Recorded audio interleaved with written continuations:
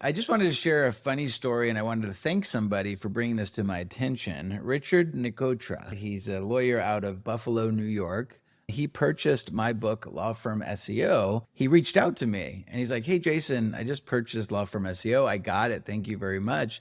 But I'm a little confused because when I opened it up, I don't understand what Christmas and candy canes have to do with legal marketing and SEO." And it started to tell stories about Christmas.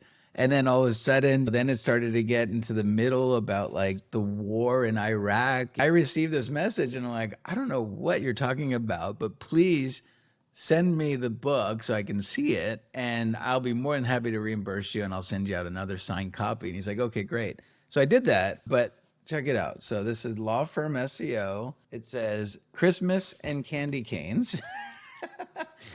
Dedicated to my great grandchildren. And it starts off with some nice candy canes in the first page here. And it says Christmas Eve was just a few hours away. Excitement was growing in Candy Cane Town, Ohio.